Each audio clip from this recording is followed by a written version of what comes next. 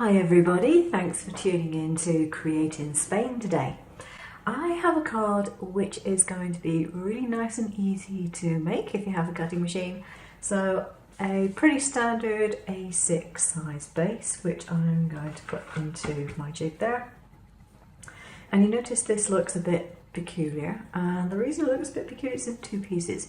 So this is one of those cards where it's really great to make two at a time, because you can cut out one complete cut, you get two pieces from it, and then you just swap innards. Its complement, as it were, is this one, where I have the red and the grey swapped around. Now what I've done with this one, I have literally just put some sparkly card behind it. And if I show you that, hopefully you can see the sparkle. Now, when you do cut these words out, you'll end up with very tiny little bits which are left on your cutting mat. If you have the time and the patience to preserve them and then put them where they're supposed to go, well, good on you. I don't. So I cheat.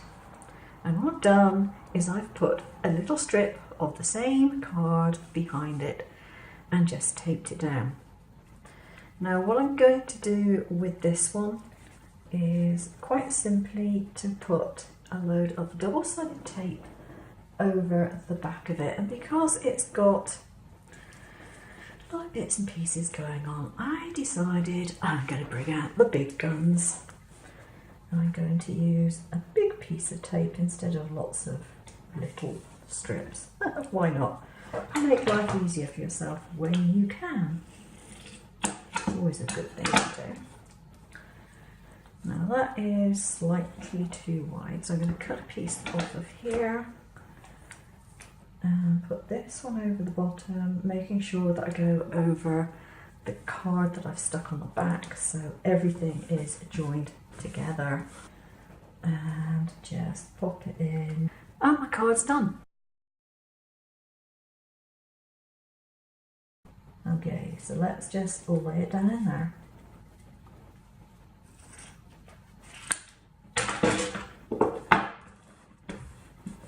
There we go, nothing's going to move.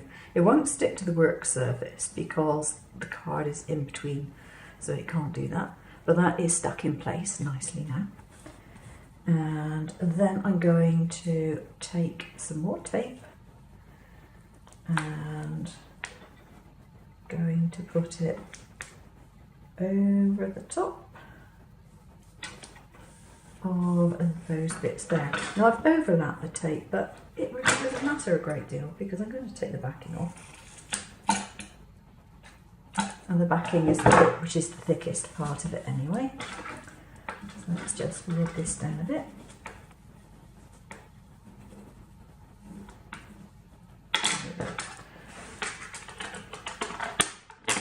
Put my frame in there.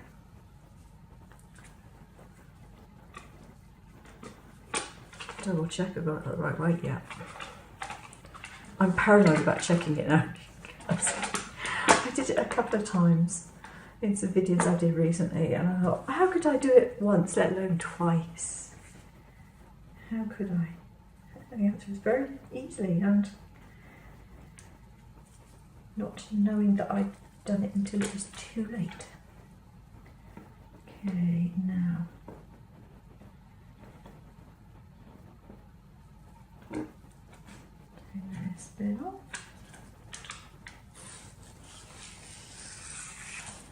Oops.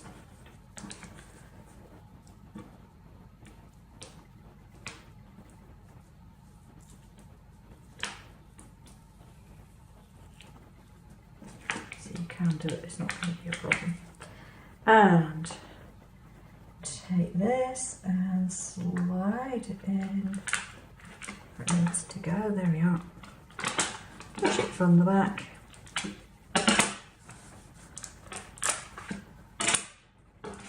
That can go to one side, and I have my card pretty much made. But I've got sticky areas in all the gaps. So what am I going to do?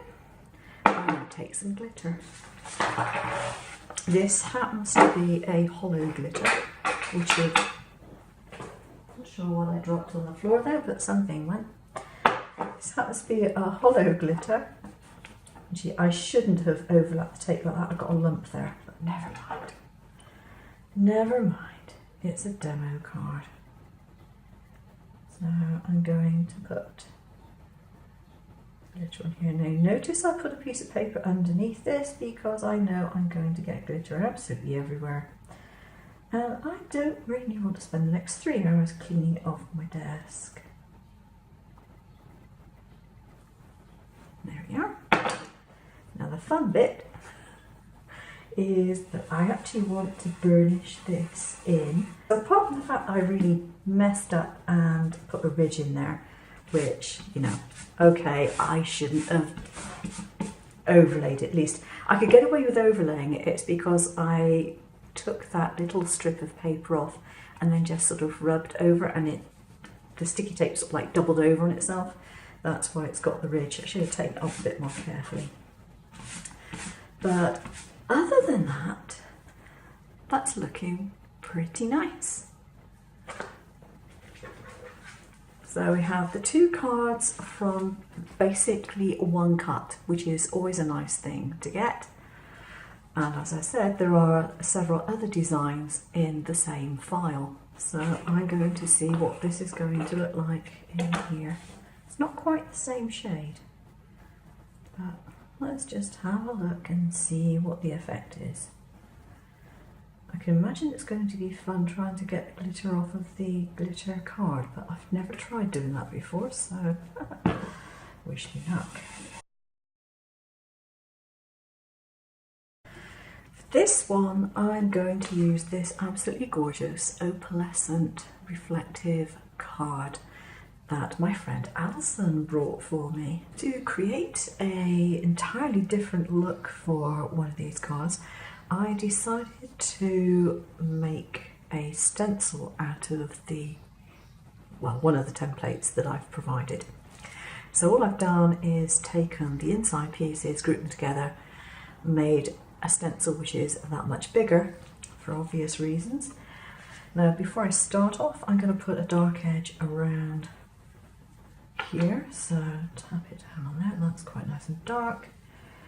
I just want it to have a little bit of colour on the outside. Now I've put some temporary adhesive on the back of here, but I've also got a couple of pieces of tape. Going to line it up.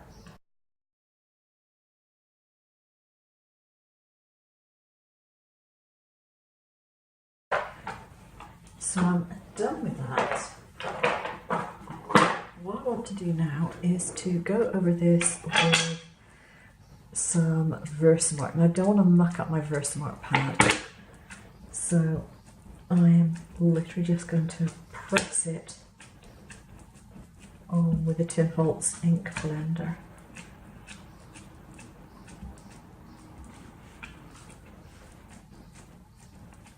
Now I'm going to peel this away.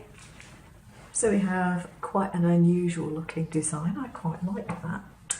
And the next thing I'll do is just give it a little dust with some of this makeup powder. Now this is Prism. It actually came from Superdrug in the UK. Don't need much of it, so just a little dusting. I'll rub it in there.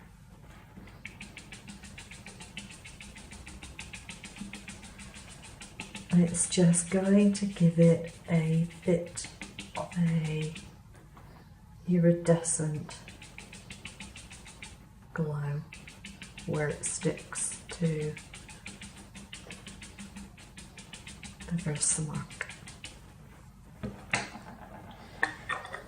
Now you need to let that dry, and once it's dried you can dust off the excess.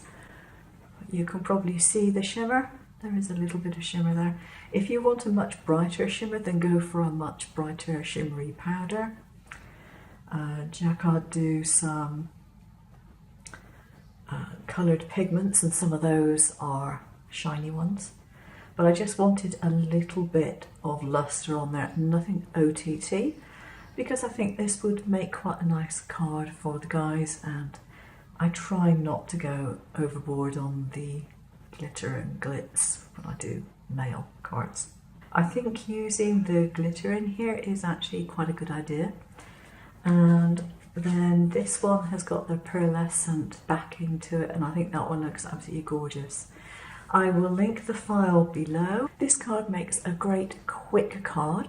You can change up the sentiment as long as you use a stencil font. It'll come out just fine. And I think this is a great card for the guys where you don't want anything too fussy. Now, if you want more crafting ideas, more card designs, more software tutorials, etc., then just click on one of my videos here.